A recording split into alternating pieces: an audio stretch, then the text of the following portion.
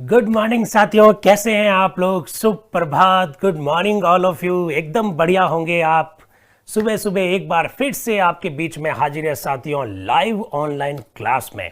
भारत की पॉलिटी क्या है, इंडियन कॉन्स्टिट्यूशन क्या है, उस पर बात कर रहा हूं साथियों। और सुबह सुबह आपका स्वागत कर रहा हूं, अभिवादन कर रहा हूं। दुनिया पूरी आपसे अपेक्षा कर रही होगी, दुनिया बहुत कुछ आपके बारे में कहती होगी। कई बार वो आपकी तैयारियों के संदर्भ में प्रश्न उठाती होगी, कई बार वो उपहास करती होगी। लेकिन साथियों, अपने सपनों को पूरा करने के लिए इतना व्यस्त हो जाओ, अपने सपनों को पूरा करने के लिए इतना अपने आप को व्यस्त कर दो कि उदास होने का मौका ही ना मिले। अपने सपनों को पूरा करने के लिए इतने व्यस्त हो जाओ कि उदास होने का वक्त ही ना मिले। नकारात्मक माहौल से दूर हो जाओ, उपेक्षाओं से, उपहास से दूर हो जाओ साथियों।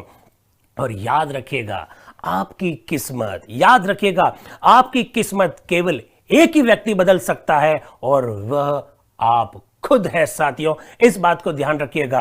तो ना दुनिया से डरने की आवश्यकता है, ना उनके उपहास की आवश्यकता है। बस अपनी अभिप्रेरणा आप खुद बने, क्योंकि आपकी तकदीर आप खुद बदल सकते हैं साथियों।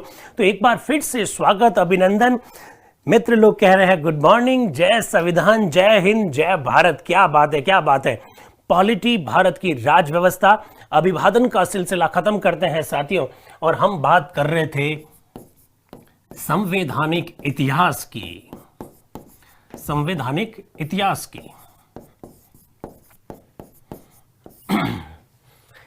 तो कैसे हैं आप लोग, सब बढ़िया हैं, अच्छे ढंग से पढ़ रहे हैं। ठाकुर राव जी कह रहे हैं गुड मॉर्निंग शिक्षा मंत्री जी।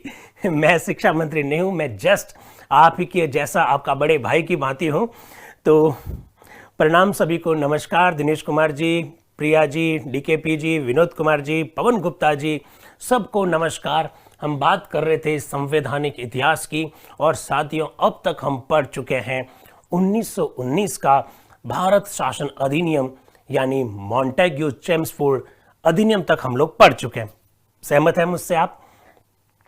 सर, आपका पढ़ाया सीधा दिमाग में घर बना रहा है, ऐसा कौन मित्र कह रहे हैं? आपका पढ़ाया हुआ सीधा दिमाग में घर बना रहा है, ऐसा हमारे मित्र लव कुश यादव जी कह रहे हैं। Thank you very much. दिमाग में घर बनाइएगा। और जो भी रिक्रूटमेंट एजेंसी है आपकी, चाहे आप यूपी में तैयारी कर रहे हो, चाहे बिहार में तैयारी कर रहे हो, चाहे राजस्थान या हिंदुस्तान के किसी भी भाग में तैयारी करो, तैयारी ऐसी कर लो कि जिस एग्जाम की तैयारी कर रहे हैं वो अंतिम तैयारी होनी चाहिए। उस परीक्षा में चयन होगा और आप ही का होगा, क्योंकि आपकी किस्मत आपके हाथ, आपकी किस्मत आप खुद ही बदल सकते हैं। आपकी मेहनत, आपकी प्रतिबद्धता और आपका लक्ष्य के प्रति गंभीरता। तो साथियों, संवैधानिक इतिहास में हम लोगों ने 1919 का मॉन्टेग्यू चेम्सफोर्ड अधिनियम पढ़ा था। मॉन्टेग्यू चेम्सफोर्ड अधिनियम पढ़ लिया था, ठीक। मॉन्टेग्यू चेम्सफोर्ड अधिनियम, इस अधिनियम की अंतिम पंक्ति पर हमने चर्चा की थी। हमने बात की थी, क्या बात की थी साथियों? कि ये अधिनियम लोगों की अपेक्षाओं पर कितना खरा उतरा।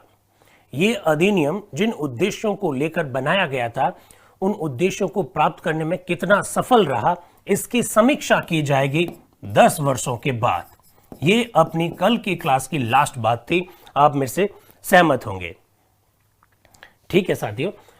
तो 1919 में 10 वर्ष जोड़ते हैं तो साथियों आता है 1929। 10 वर्ष बाद में समीक्षा करने की बात कही गई, तो इसका सीधा सा मतलब है 1929 आता है, ठीक है साथियों। लेकिन आपने इतिहास पढ़ा होगा, खासकर नेशनल मूवमेंट आपने पढ़ा होगा, आपने इस बात को महसूस किया होगा कि जिस तरह से घटनाएं भारत में घट रही थी 1923 और 24 में, जिस तरह से स्वराज पार्टी की गतिविधियां बढ़ रही थी, उस वजह से अंग्रेज थोड़े से घबराए हुए थे। उन्होंने 10 साल इंतजार ही नहीं किया और उन्होंने 1927 में ही साइमन कमीशन की नियुक्ति कर दी। 1927 में ही साइमन कमीशन की नियुक्ति कर दी। प्रश्न, बड़ा अच्छा प्रश्न आएगा साथियों। साइमन कमीशन की जो नियुक्ति की गई वो किस अधिनियम के अनुरूप की गई, इस प्रकार का प्रश्न आ सकता है। श्रवण यादव जी का प्रश्न है नरेंद्र मंडल क्या है। श्रवण जी अभी मैं बात करूंगा, पहले मैं इस बात को कर लेता हूं, आपके प्रश्न का जवाब दूंगा, मुझे वापस बताना इनका प्रश्न। साथियों, साइमन कमीशन की स्थापना किस अधिनियम के अनुरूप की गई थी? 1919 का मॉन्टेग्यू चेम्सफोर्ड अधिनियम में यह लिखा हुआ था कि अधिनियम के लागू होने के 10 वर्ष के बाद में यह देखा जाएगा, उसकी समीक्षा की जाएगी, उसकी जांच की जाएगी कि अधिनियम अपने उद्देश्यों में कहां तक सफल रहा। तो साइमन कमीशन के जो बीज है वो 1919 के मॉन्टेग्यू चेम्सफोर्ड अधिनियम में। राइट साथियों, एकदम सही कह रहे हैं कविता जी, एकदम आपने सही बताया। साइमन कमीशन की नियुक्ति 1927 में हो गई। 1928 में साइमन कमीशन भारत आया। सर जॉन साइमन, नोट करते रहिएगा, बड़े अच्छे प्रश्न बनते हैं, और खासकर आप जिस लेवल के एग्जाम की तैयारी कर रहे हैं मित्रों, उसमें कथन और कारण के भी प्रश्न बन सकते हैं। तो कथन और कारण के प्रश्नों का जवाब देने के लिए अपने पास ये सब फैक्ट होने चाहिए। सर जॉन साइमन इसके अध्यक्ष थे। साथियों, ये वही सर जॉन साइमन है जिन्होंने भारत की संविधान सभा को हिंदुओं की सभा कहा था। ये वही जॉन साइमन है। हाँ, नोट्स आपको खुद को लिखना है, मैं खुद कोशिश करूंगा कि आपको सारी बातें लिखवाऊं। सर जॉन साइमन वही व्यक्ति है जिन्होंने भारत की संविधान सभा के बारे में कहा ये हिंदुओं की सभा है, और चर्चिल ने कहा था ये एक जाति की सभा है। तो ध्यान रखिएगा, ये साइमन कमीशन जो आया साथियों, उसमें टोटल 7 मेंबर थे। कितने मेंबर थे? 7 मेंबर। 1919 का एक्ट भारतीयों पर लागू था, उसकी समीक्षा करने के लिए आया, एक भी सदस्य भारतीय नहीं, इसलिए इसे व्हाइट कमीशन, श्वेत आयोग कहा जाता है। व्हाइट कमीशन यानी श्वेत आयोग कहा जाता है। 2 प्रश्न बन सकते हैं कथन और कारण में, दोनों प्रश्न आप ध्यान से सुन लीजिएगा। पहला, ध्यान रखिएगा, साइमन कमीशन को व्हाइट कमीशन इस वजह से कहा जाता है क्योंकि उसमें सभी सदस्य अंग्रेज थे। एक बात।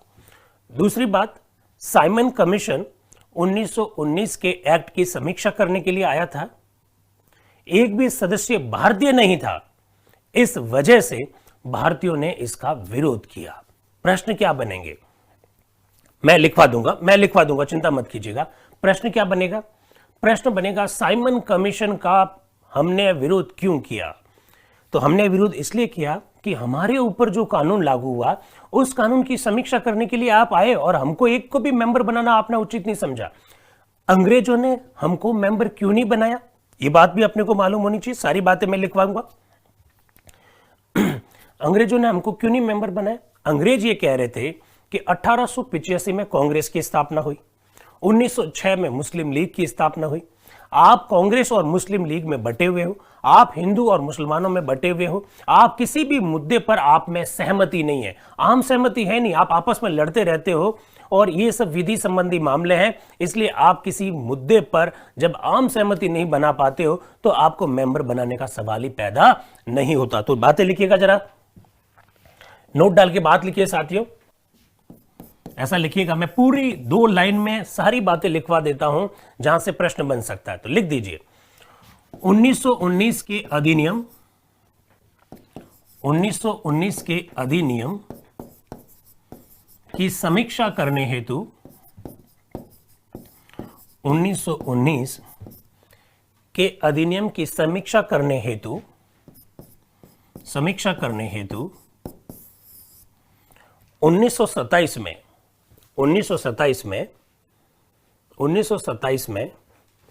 सर जॉन साइमन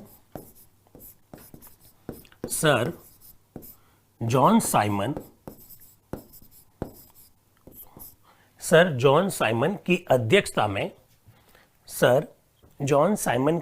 में, अब देखिए शब्द कुछ और भी आ सकता है, सर जॉन साइमन की अध्यक्षता में एक वैधानिक आयोग, स्टैट्यूटरी कमीशन कहते हैं अंग्रेजी में, एक वैधानिक आयोग, ये देखिए कितने शब्द लाए हैं, साइमन कमीशन, व्हाइट कमीशन और अभी एक शब्द क्या लाया, वैधानिक आयोग। एक वैधानिक आयोग का गठन किया गया, एक वैधानिक आयोग का गठन किया गया। ठीक, एक वैधानिक आयोग का गठन किया गया। इसी में लिखिए, इसी में लिखिएगा, इस आयोग में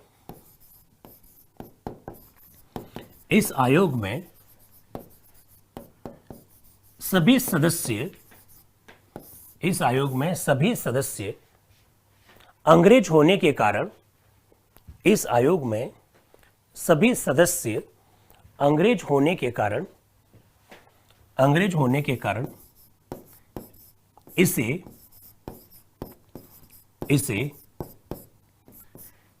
श्वेत आयोग कहा जाता है। तो व्हाइट कमीशन तो इसलिए कहते हैं क्योंकि इसमें सभी अंग्रेज थे, सभी सदस्य अंग्रेज होने के कारण इसे श्वेत आयोग कहा जाता है, ऐसा लिख दीजिए, श्वेत आयोग कहा जाता है, श्वेत आयोग कहा जाता है। ठीक साथियों, अब भारतीयों ने इसका विरोध क्यों किया, नोट डाल के लिखिए, एक और नोट डाल के लिख दीजिएगा। हाँ, ऑब्वियसली कॉलेज लेक्चरर के लिए है नीरज। ठीक है, एक और नोट डाल के लिखिए, इस आयोग में एक भी सदस्य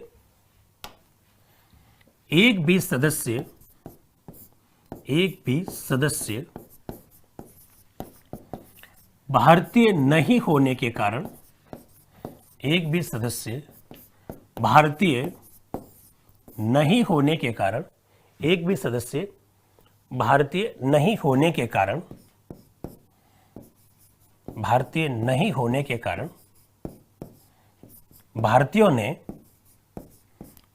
ने इसका विरोध किया, भारतीयों ने इसका विरोध किया। एक भी सदस्य भारतीय नहीं होने के कारण भारतीयों ने इसका विरोध किया। कथन और कारण में इस प्रकार के प्रश्न पूछे जा सकते हैं। साथियों, क्या प्रश्न बनेगा? हाँ, यूपीपीएससी के लिए है, यूपीएससी के लिए मैंने बार बार बातें कही है, आप हमारी पुरानी क्लासेस को देख लीजिए, 3 दिन से हम लोग लाइव है, तो आप ये प्रश्न मत पूछिए। व्हाइट कमीशन 1928 में आया था, साइमन कमीशन 1928 में आया, लेकिन नियुक्त 27 में हो गया था। भरत जी पूछ रहे व्हाई इट कम, ये क्यों आया? अरे भाई आप कहाँ हैं भरत जी? मैं कह रहा हूं 1919 के अधिनियम की समीक्षा करने के लिए आया, तो आप कहाँ हैं यार? भाई ये किस किस के लिए है, ये मैंने सारी बातें बताई है। आरएस के लिए है, यूपीपीएससी के लिए है, ये एसआई के लिए है, चाहे राजस्थान का एसआई हो, चाहे वो यूपी का एसआई हो, सीजीएल के लिए है, ये सिविल सर्विस के लिए है, ये पीजीटी सर्विसेज के लिए है, ये सब बातें हम लोग कर चुके हैं। महेंद्र जी प्रजापति ने प्रश्न पूछा कि वैधानिक क्या होता है? वैधानिक का मतलब है ऐसा कोई भी आयोग या ऐसा कोई भी कानून जो संसद के अधिनियम से, विधि से स्थापित होता है, उसे हम लोग वैधानिक कहते हैं, स्टैट्यूटरी कमीशन अंग्रेजी में कहते हैं। एकदम सही बात है। तो बात मेरी समझ में आ गई साथियों, ये दोनों बातें ध्यान रखना। कथन और कारण में बड़ा अच्छा प्रश्न आता है। अच्छा, अंग्रेजों ने हमको मेंबर क्यों नहीं बनाया? वो कह रहे हैं भाई आप में आम सहमति नहीं है, आम सहमति नहीं, आप आपस में लड़ते रहते हो। अब मैं मेरी टेक्निकल टीम से निवेदन करूंगा कि वो पहला जो सवाल पूछा था उसको थोड़ा सा वापस लाइएगा, क्योंकि जो मित्र ने प्रश्न पूछा नरेंद्र मंडल क्या है। साथियों, ये बताया था पिछली क्लास में, 1919 के अधिनियम में पहली बार देसी रियासतों की समस्याओं पर विचार करने के लिए राजा महाराजाओं का एक संगठन बनाया गया। नरेंद्र का मतलब भी होता है राजा, नरेंद्र का मतलब होता है नरेश, और उसका नाम क्या था? Chamber of the princes. Narendra Mandal वह था देसी रियासतों के राजा महाराजाओं का संगठन जिन उनकी समस्याओं पर विचार करने के लिए निकाला था। ठीक है साथियों, अब बातें आपको समझ में आ गई?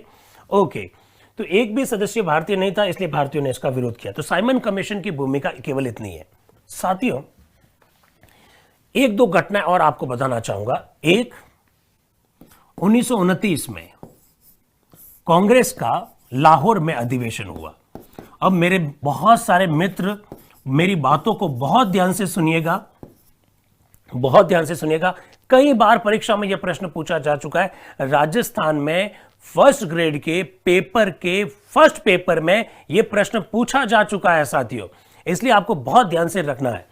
1929 में, दिसंबर 1929 में कांग्रेस का लाहौर अधिवेशन हुआ। ठीक है साथियों, लाहौर अधिवेशन में दो घटनाएं घटी। लाहौर अधिवेशन, अभी नेहरू रिपोर्ट की भी बात करूंगा, अभी आपके सामने जिन्ना के 14 सूत्रों की भी बात करूंगा। आप केवल ध्यान दीजिएगा, समझना बहुत जरूरी है।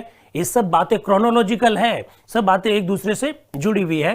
नेहरू रिपोर्ट पर भी बात करेंगे हम लोग, जिन्ना के 14 सूत्रों पर भी बात करेंगे, ये थोड़ा सा ध्यान रखना।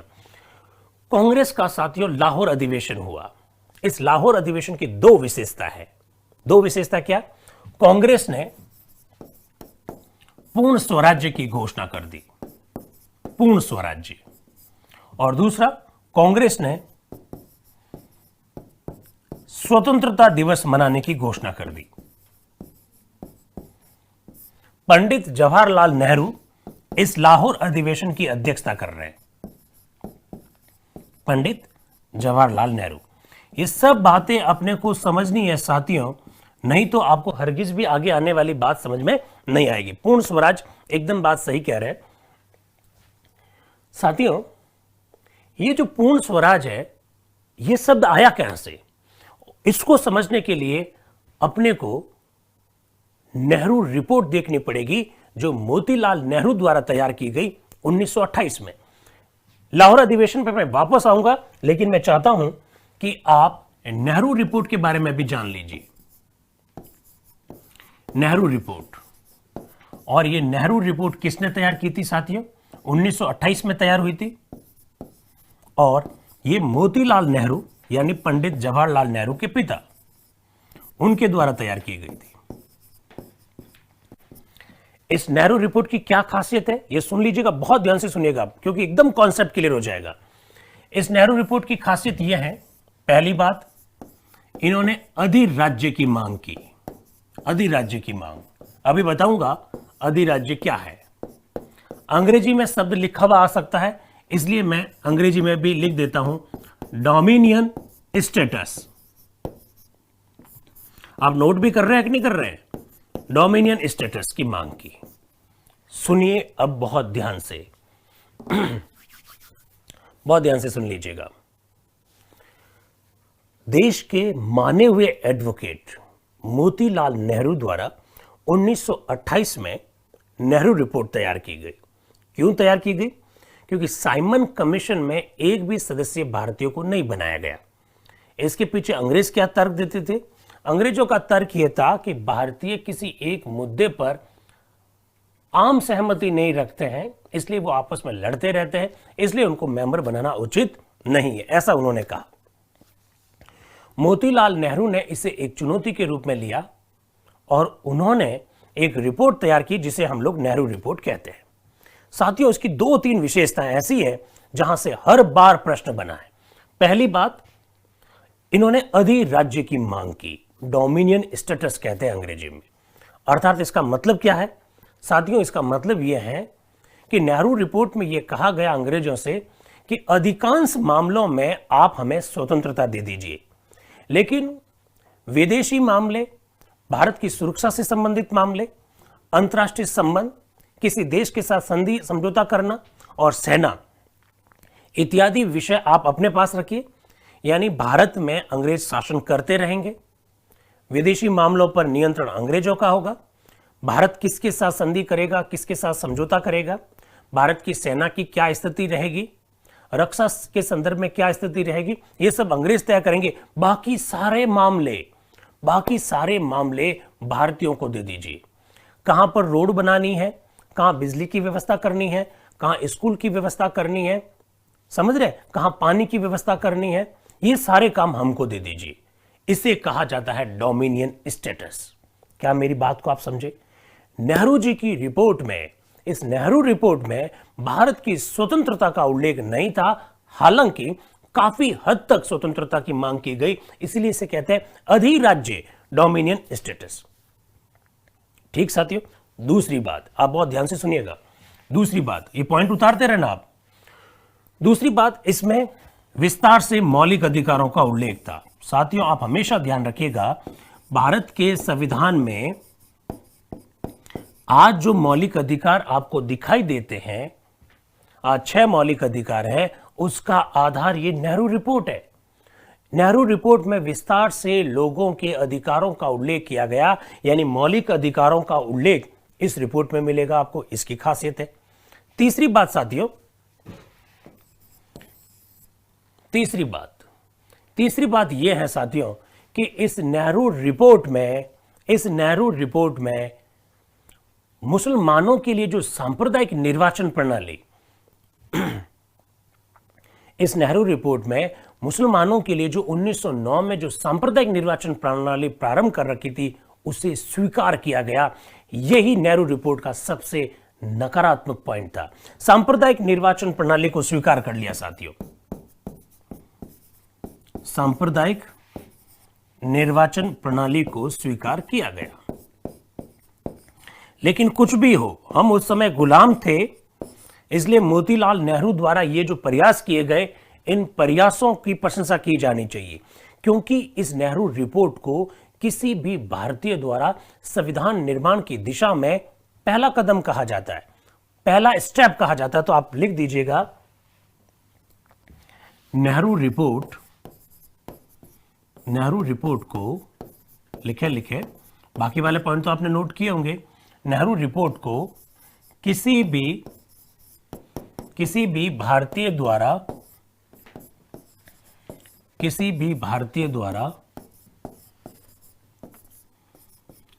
संविधान निर्माण की दिशा में,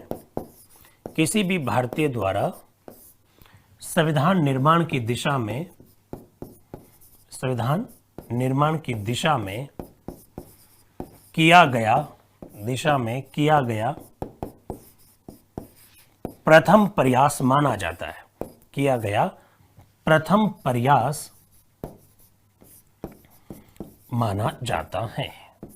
प्रथम प्रयास माना जाता है। ठीक है साथियों, मेरी बात को समझ रहे हैं। हालांकि इस रिपोर्ट का 1-2 पॉइंट माइनस थे कि इन्होंने अधिराज्य मांगा, पूरा राज्य नहीं मांगा। इन्होंने सांप्रदायिक निर्वाचन प्रणाली को भी स्वीकार कर लिया, ये भी ठीक नहीं था। लेकिन उस समय हम लोग साथियों गुलाम थे, उस समय हमारी आज़ादी दूर दूर तक दिखाई नहीं दे रही थी, इसलिए जो भी प्रयास थे उनकी प्रशंसा की जानी चाहिए। मौलिक अधिकारों का विस्तार से उल्लेख था, इसलिए किसी भी भारतीय द्वारा संविधान निर्माण की दिशा में इसे पहला प्रयास माना जाता है नेहरू रिपोर्ट को। टेक्निकल टीम सब देख रही है अच्छी तरह से, आप चिंता मत कीजिएगा।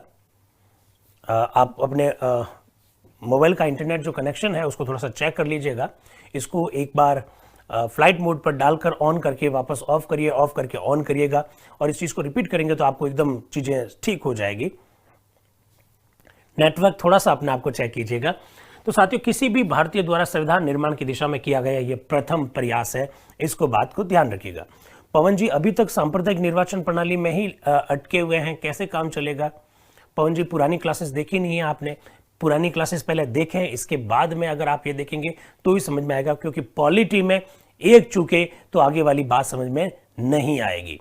ठीक है साथियों, संविधान की मांग कब की गई, राज आपको बताएंगे कि नेहरू जी ने की थी, कि गांधी जी ने की थी, बाल गंगाधर तिलक ने की थी, सबकी बात करेंगे, आप चिंता मत कीजिएगा। ठीक है, तौफीक खान जी कह रहे हैं साइमन कमीशन में कितने मेंबर थे? अरे चिल्ला चिल्ला के कह रहा हूं सर, जॉन साइमन समेत टोटल 7 मेंबर थे, 7 मेंबर थे साथियों। चलिए, नेहरू रिपोर्ट आ गई। इसके बाद में साथियों मोहम्मद अली जिन्ना जो बहुत बड़े वकील के रूप में उस समय फेमस थे, इनिशियल स्टेज में कांग्रेस के साथ जुड़े हुए थे, अच्छे वकील थे, बॉम्बे के रहने वाले थे। मोहम्मद अली जिन्ना यहां तक आते आते कांग्रेस से टूट जाते हैं। मोहम्मद अली जिन्ना यहां तक आते आते एक दूसरा रास्ता अख्तियार कर लेते हैं।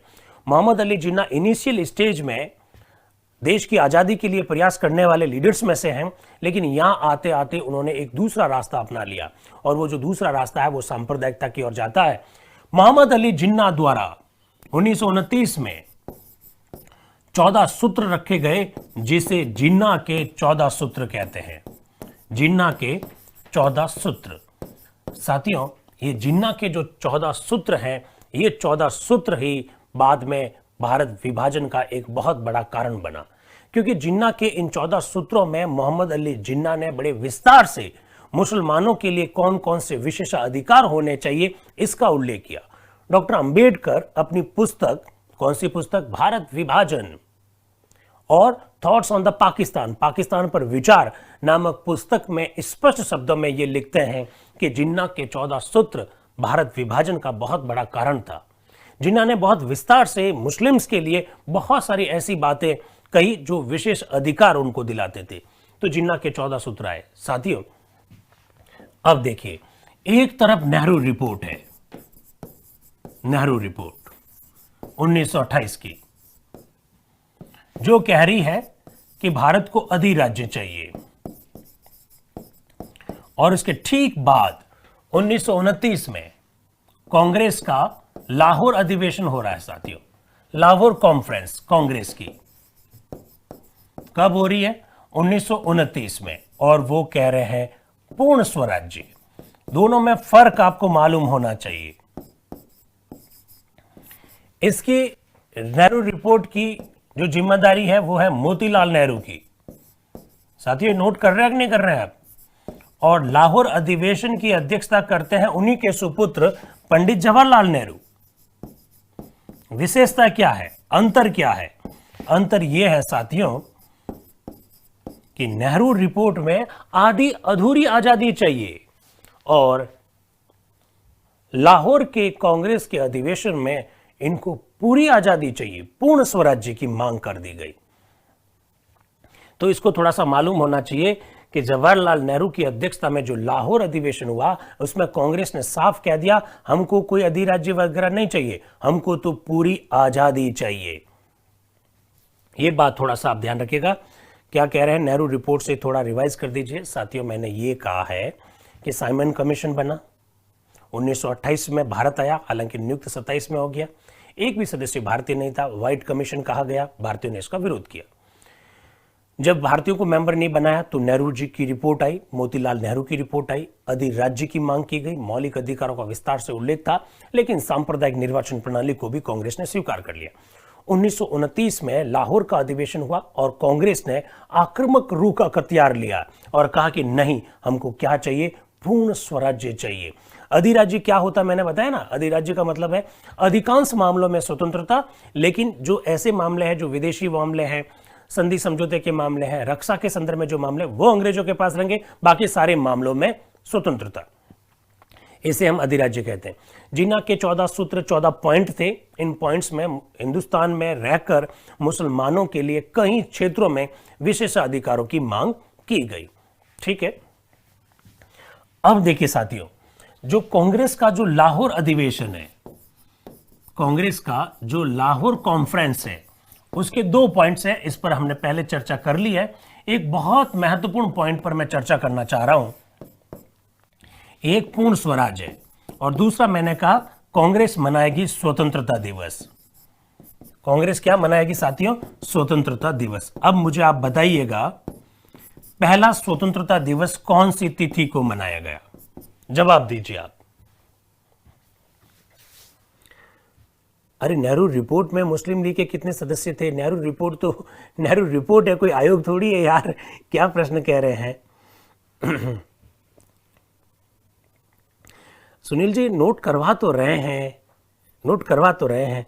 मुझे ये बताओ, पहला स्वतंत्रता दिवस कब मनाया गया? इसका जवाब दीजिए आप। तो पहला स्वतंत्रता दिवस कब मनाया गया? तो इसका जवाब दे देता हूं मैं खुद। पहला स्वतंत्रता दिवस 26 जनवरी 1930 को मनाया गया। ये मुझे मालूम था कि आप मुझे जवाब देंगे।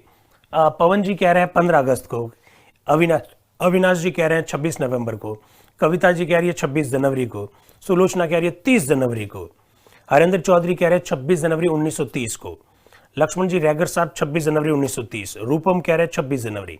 बहुत बढ़िया। लेकिन मेरे मित्रों, एक सेकंड रोकना यहां पर। ज्योति पारिक 26 जनवरी 1930, अंजना कुमारी 26 जनवरी 1930, ये 29 कौन कह रहा है मेरे भाई? चलिए आगे बढ़िए। साथियों, क्या कर रहे हैं आप रिकॉर्डेड क्लासेस नहीं देख रहे हैं क्या? अरे भाई मेरे रिकॉर्डेड क्लासेस देखिए, मुझे तो लगा कि आपको पढ़ाते समय मुझे बहुत सारी दिक्कतों का सामना करना पड़ेगा, क्योंकि आपको तो सब कुछ आता है। लेकिन ऐसे कैसे काम चलेगा? आप क्या लिख रहे हैं? कोई 23 जनवरी लिख रहा है, कोई 26 नवंबर लिख रहा है, कोई 26 जनवरी 50 लिख रहा है, कोई 15 अगस्त 1947 लिख रहा है। कैसे काम चलेगा मेरे भाई? पढ़ाई कीजिए, रिकॉर्डेड क्लासेस पहले देखिएगा। दुनिया सारी देखिए, सारा मैटर यूट्यूब पर उपलब्ध हो रखा है, सारा मैटर ऐप पर आ रखा है। दिक्कत हो जाएगी। हमको परीक्षा पास करनी है, हमको समाज की, अपने माता पिता के सपनों को पूरा करना है। समाज जो आपसे अपेक्षा लेकर खड़ा है साथियों, उनको पूरा करना है। कैसे पूरा होगा? इस तरह से आंसर से कैसे पूरा होगा? मैं तो इससे आगे का प्रश्न पूछना चाह रहा था और अभी तो आप वहीं पर अटके हुए हैं। नहीं, ऐसा मजा नहीं आएगा। आरजू कह रही है 26 जनवरी 50। माय गॉड, कैसे काम चलेगा यार? आरजू धावा जी कह रही है 26 जनवरी 50। थोड़ा सा ऊपर लीजिए, अभी मुझे मालूम तो पड़ना चाहिए ना कि कौन कैसे प्रश्नों के आंसर दे रहे हैं। इससे मालूम पड़ेगा कि आपकी तैयारी का स्तर क्या है। बड़ी चुनौती है। अरे मरवा दिया, ऐसे तो काम नहीं चलेगा। मैं तो इससे आगे का प्रश्न पूछना चाह रहा था यार। ये तो बात अपने को कम से कम पता होनी ही चाहिए। आप मेरी बात को समझ रहे हैं? ये बातें तो अपने को पता होनी ही चाहिए। मेरा तो प्रश्न इससे आगे का है। 26 जनवरी 1930 को हमने पहला स्वतंत्रता दिवस क्यों मनाया? प्रश्न तो मेरा यह है। 1929 के दिसंबर के कांग्रेस के लाहौर अधिवेशन में घोषणा हुई कि हम स्वतंत्रता दिवस मनाएंगे, और इसके ठीक थोड़े दिन बाद में हमने 26 जनवरी 1930 को अपना पहला स्वतंत्रता दिवस मनाया। मेरा सवाल है, क्यों मनाया? यस, ये देखिए मेरे मित्र का मैसेज आया। पंकज को लाओ, वापस नीचे लाओ। पंकज ने जवाब दिया। यस, ये हुई ना बात। पंकज ने जवाब दिया कि सर 1929 के लाहौर अधिवेशन में कांग्रेस ने यह घोषणा की थी कि हम जनवरी महीने के अंतिम रविवार को स्वतंत्रता दिवस मनाएंगे, और वो अंतिम रविवार साथियों 26 जनवरी को आया। अगर अंतिम रविवार 28 जनवरी को आता तो हम 28 जनवरी को स्वतंत्रता दिवस मनाते। अगर अंतिम रविवार 25 को आता तो हम 25 जनवरी को मनाते। साथियों, ये सब पता करना पड़ेगा। आप जिस लेवल की तैयारी कर रहे हैं साथियों, उसमें इस प्रकार के प्रश्नों का जवाब नहीं दिया तो कैसे सपने पूरे होंगे? उन सपनों को पूरा करने के लिए आपको इस तरह से पढ़ना पड़ेगा कि 26 जनवरी को क्यों मनाया। 26 जनवरी को यूं मनाया क्योंकि कांग्रेस ने लाहौर अधिवेशन में घोषणा यही की कि जनवरी महीने के अंतिम रविवार को स्वतंत्रता दिवस मनाएंगे। अंतिम रविवार अगर 29 को आता 29 को, 28 को आता 28 को, आया किस दिन? 26 जनवरी को। इसलिए हमने प्रथम स्वतंत्रता दिवस 26 जनवरी 1930 को मनाया। हाँ भाई, ऐसे पढ़ना पड़ेगा, ऐसे पढ़ना पड़ेगा। नहीं, मैं रोहित जी, एक सेकंड रुकिएगा। रोहित जी कह रहे हैं सर कुछ लोग गलत लिखते हैं, आप उनके कमेंट क्यों पढ़ते हैं? रोहित जी, मैं जो गलत लिख रहे हैं उनके कमेंट भी इसलिए पढ़ता हूं ताकि उन्हें एहसास करा सकूं कि आपकी तैयारी का स्तर क्या है। ये क्लास संवाद वाली क्लास है। हमारे यहाँ पर जो जुड़े हुए हैं वो फ्री वाले जुड़े हुए नहीं है साथियों। ऐसे मित्र जुड़े हुए हैं जिन्होंने फीस दी है, रिकॉर्डेड क्लासेस जो देख रहे हैं, इसके बावजूद भी गलती कर रहे हैं। तो मेरा ये ड्यूटी बनती है कि एज ए कोच मैं उनको रोकूं गलती करने से। एज ए कोच मेरी ड्यूटी बनती है कि वो आगे से गलती ना करें, इस बारे में बताऊं। मार्गदर्शन करना मेरा काम है साथियों। इसलिए मुझे इस प्रकार के कमेंट भी देखने पड़ते हैं, कॉन्सेप्ट क्लियर करना पड़ता है। आगे बढ़े साथियों, चलिए अब आप ध्यान रखना, इस प्रकार की गलती नहीं होनी चाहिए। तो साथियों, लाहौर का यह अधिवेशन हो गया। इसके बाद में 26 जनवरी 1930 को हमने अपना पहला स्वतंत्रता दिवस मना लिया। क्यों मना लिया? क्योंकि लाहौर में ऐसा ही हुआ। लाहौर की अधिवेशन में ऐसा ही। कथन और कारण में कितना बढ़िया प्रश्न आएगा, जरा सुनिएगा। प्रश्न रख रहा हूं, जरा सुनिएगा। कथन बहुत ध्यान से सुनिएगा। कथन और कारण वाले प्रश्न। कथन 26 जनवरी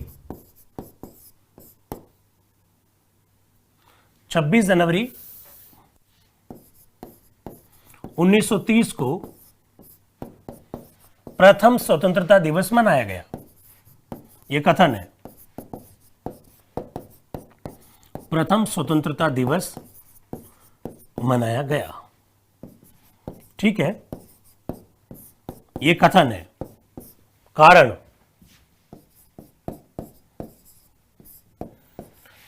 लाहौर अधिवेशन में लाहौर अधिवेशन में,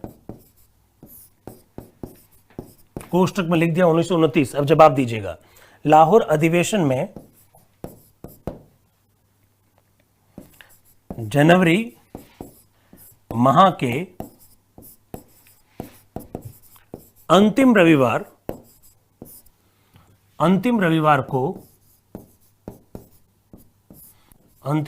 को स्वतंत्रता दिवस मनाने का निर्णय हुआ था। ये कथन और कारण दोनों मैंने आपके सामने रख दिए हैं। जवाब दीजिए। कथन सही, कारण सही, दोनों एक दूसरे की व्याख्या करते हैं, पहला विकल्प। दूसरा, कथन सही, कारण सही, व्याख्या नहीं करते हैं। नंबर तीसरा, कथन सही, कारण गलत। नंबर चौथा, कथन गलत, कारण सही। आंसर बताओ। ए बी सी डी चारों में से आंसर बताओ मुझे। ऐसे प्रश्न आएंगे, कैसे कर पाएंगे बताइए। अमृता जी ये अधूरा आंसर दे रहे हैं आप दोनों, राइट है। मैंने राइट का पूछा ही नहीं है, मैं तो 4 ऑप्शन दे रहा हूं, ए बी सी और डी। ए बी और सी और डी। नहीं रूपम जी, दीपक जी, आप प्रश्न सुन ही नहीं रहे हैं। आप प्रश्न को सुने बिना आंसर दे रहे हैं, गलत बात। मैं विकल्प क्या दे रहा है, मैंने विकल्प का पहला विकल्प दोनों सही, एक दूसरे की व्याख्या करते हैं। दूसरा, दोनों सही, व्याख्या नहीं करते। देखिए ये जवाब हुआ ना, लक्ष्मण जी जवाब दे रहे हैं, लोकेश जी जवाब दे रहे हैं, ये अधूरा जवाब दे रहे हैं कृष्णा सारण साहब। ऐसे काम नहीं चलेगा, पूरे विकल्प को सुनिए। इसका सही आंसर है ए। कथन सही है, कारण सही है और दोनों एक दूसरे की व्याख्या करते हैं।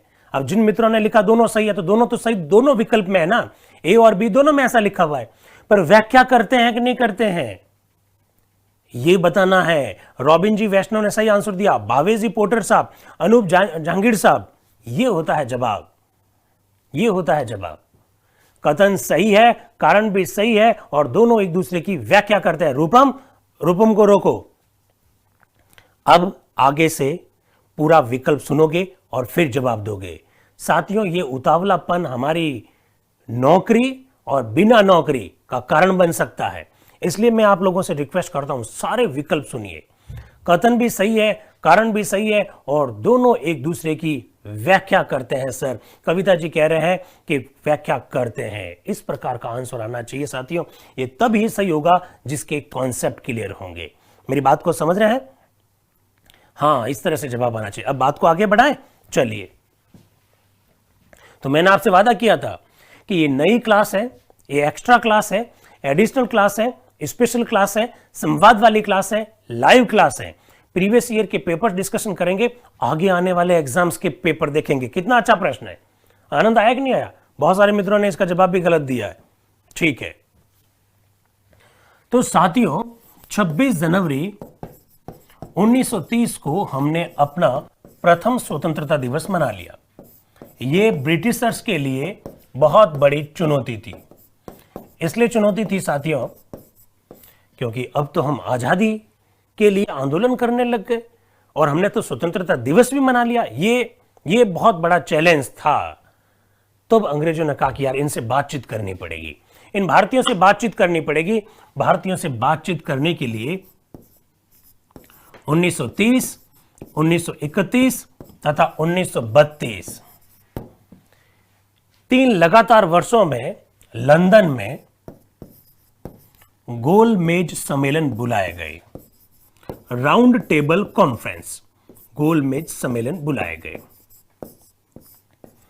ठीक, 1930 के गोल मेज सम्मेलन का कांग्रेस ने बहिष्कार किया। उन्होंने कहा हमको भाग नहीं लेना है, हमको तो आजादी चाहिए, आपसे कोई बातचीत नहीं करनी है। आप आजादी दे रहे हैं कि नहीं दे रहे, तो जाओ, फिर हमको आपसे बातचीत नहीं करनी है।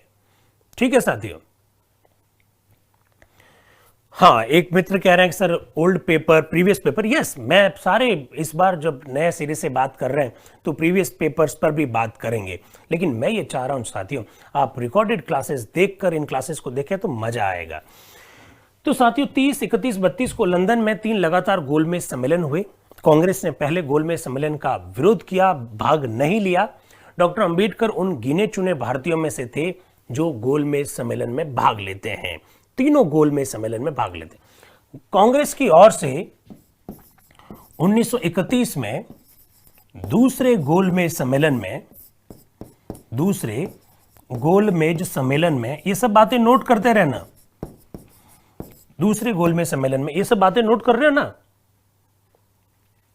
दूसरे गोलमेज सम्मेलन में महात्मा गांधी ने भाग लिया था कांग्रेस के प्रतिनिधि के तौर पर। और साथियों, ये और अच्छा प्रश्न, बहुत शानदार प्रश्न, कथन कारण वाला प्रश्न आपके सामने रखूंगा। दूसरा जो राउंड टेबल कॉन्फ्रेंस लंदन में हुआ, डॉक्टर अंबेडकर तो पहले से थे ही थे वहां पर, गांधी भी कांग्रेस के प्रतिनिधि के रूप में पहुंचे थे। वहां साथियों, अंबेडकर और गांधी के बीच में मतभेद हो गया और मतभेद ऐसा हुआ कि गांधी ने दूसरा गोलमेज सम्मेलन छोड़ दिया, बहिष्कार कर दिया, बीच में छोड़कर हिंदुस्तान आ गए, भारत आ गए। और भारत में जैसे ही बॉम्बे में बंदरगाह पर उतरे, गांधी जी को गिरफ्तार कर दिया गया। पूना की यरवदा जेल में उन्हें गिरफ्तार करके जेल में डाल दिया गया गांधी जी को। अब साथियों, प्रश्न बनेगा, क्या प्रश्न बनेगा जरा सुनिए। कथन दूसरा गोलमेज सम्मेलन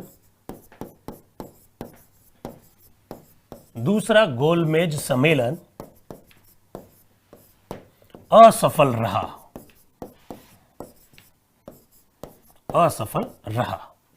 यह कथन है। कारण, गांधी व अंबेडकर के बीच मतभेद इसका कारण था। यह प्रश्न है साथियों, जवाब दीजिएगा। गांधी व अंबेडकर के बीच मतभेद इसका कारण था। कथन भी सही है, कारण भी सही है, और दोनों एक दूसरे के व्याख्या भी करते हैं। दोनों एक दूसरे की क्या करते हैं साथियों? व्याख्या भी करते हैं। अब प्रश्न क्या बनेगा? इससे भी आगे का प्रश्न बन सकता है। पूजा सैनी जी, चिंता मत कीजिए, सबके प्रश्न मुझे दिखाई दे रहे हैं, आपके हर प्रश्न का जवाब देंगे। ठीक है, कथन भी सही है, कारण भी सही है, और दोनों एक दूसरे की व्याख्या भी करते हैं। बहुत सारे मित्रों ने जवाब पहले से दे दिया ए, बहुत अच्छा लगा। लेकिन चंपालाल जी 2 ऑप्शन दे रहे, कैसे काम चलेगा मेरे भाई? देखिए साथियों, प्रश्न इससे भी आगे बनेगा। और क्या प्रश्न बनेगा? प्रश्न बनेगा कि गांधी व अंबेडकर के बीच मतभेद क्यों हुए? सेकंड राउंड टेबल कॉन्फ्रेंस असफल हो गई गांधी व अंबेडकर के बीच मतभेदों के कारण। तो प्रश्न है, असफल क्यों हुआ? तो मतभेद उसके कारण है। तो मतभेद क्यों हुआ गांधी और अंबेडकर के बीच में? गांधी व अंबेडकर के बीच में, जवाब दीजिए, मतभेद क्यों हुआ? मतभेद क्यों? जवाब दीजिए, मान जाऊंगा। जवाब दीजिए, इसका जवाब दीजिए आप। तो डॉक्टर अंबेडकर और महात्मा गांधी के बीच में सेकंड राउंड टेबल कॉन्फ्रेंस में मतभेद किस मुद्दे पर हुआ? यह जवाब दीजिए। कृष्णा जी कह रहे हैं दलितों को लेकर। ठीक है, दलितों को क्या प्रॉब्लम थी? बताओ, दलितों को लेकर क्या प्रॉब्लम थी? दलितों को लेकर क्या प्रॉब्लम थी साथियों? जरा सुनिएगा। अंबेडकर साहब ने कहा कि जिस तरह से सांप्रदायिक निर्वाचन प्रणाली में मुस्लिम्स को शामिल कर रखा है, ईसाइयों को, भारतीय ईसाइयों को शामिल कर रखा है, एंग्लो इंडियंस को शामिल कर रखा है, सिखों को शामिल कर रखा है, यूरोपियन को शामिल कर रखा है, उसी तरह से दलितों के लिए भी सांप्रदायिक निर्वाचन प्रणाली को लागू किया जाए, ऐसा डॉक्टर अंबेडकर साहब ने कहा। ऐसा डॉक्टर अंबेडकर साहब ने कहा। और गांधी ने क्या कहा? गांधी ने कहा साथियों कि दलित सिखों की भांति नहीं है, दलित मुस्लिम्स की भांति नहीं है, दलित यूरोपियन की भांति नहीं है, दलित एंग्लो इंडियंस नहीं है, दलित तो हमारे हिंदुओं का ही भाग है, ऐसा गांधी ने कहा साथियों। आप इसे अलग संप्रदाय के रूप में, अलग धर्म के रूप में नहीं ले सकते, ऐसा गांधी ने कहा। दोनों में इस बात को लेकर मतभेद हो गया और सम्मेलन असफल हो गया। गांधी भारत लौट गए। पूना की यरवदा जेल में उनको बंद कर दिया गया साथियों। और इसी बीच अंग्रेजों ने अपना एक चाल चली। और चाल क्या चली साथियों? सांप्रदायिक पंचाट की घोषणा हुई। किसकी घोषणा हुई? सांप्रदायिक पंचाट। और इस सांप्रदायिक पंचाट को क्या कहते हैं? कम्युनल अवार्ड कहते हैं। 16 अगस्त 1932 को कम्युनल अवार्ड की घोषणा हुई। बताइए मुझे इसका आंसर दीजिए। क्या सांप्रदायिक पंचाट में क्या था? सांप्रदायिक पंचाट में क्या था बता दीजिए। सांप्रदायिक पंचाट में बहुत महत्वपूर्ण बात यह थी साथियों कि सांप्रदायिक पंचाट के अंतर्गत सांप्रदायिक निर्वाचन प्रणाली में दलितों को भी शामिल कर दिया। इस सांप्रदायिक पंचाट के द्वारा अंग्रेजों ने भारत में फूट डालो राज करो की अपनी परंपरागत नीति को जारी रखा और हमारे जो दलित भाई है उनको हिंदुओं से अलग करते हुए उनको भी सांप्रदायिक निर्वाचन प्रणाली में क्या कर दिया साथियों? शामिल कर दिया। दलितों के लिए भी सांप्रदायिक निर्वाचन प्रणाली। समझ रहे हैं आप? देखिए कॉन्सेप्ट क्लियर कीजिएगा, बड़ा आनंद आएगा आपको पढ़ने में और समझने में। दलितों के लिए भी सांप्रदायिक निर्वाचन प्रणाली आ गई। कब? सांप्रदायिक पंचाट के द्वारा। गांधी जी को गुस्सा आ गया। गांधी जी पूना की यरवदा जेल में ही आमरण अनशन प्रारंभ कर देते हैं। गांधी जी इस सांप्रदायिक पंचाट के विरुद्ध आमरण अनशन प्रारंभ करते हैं। साथियों आपको मालूम होना चाहिए इस प्रकार के प्रश्न बनेंगे। 1932 में गांधी द्वारा पूना की यरवदा जेल में आमरण अनशन क्यों किया गया?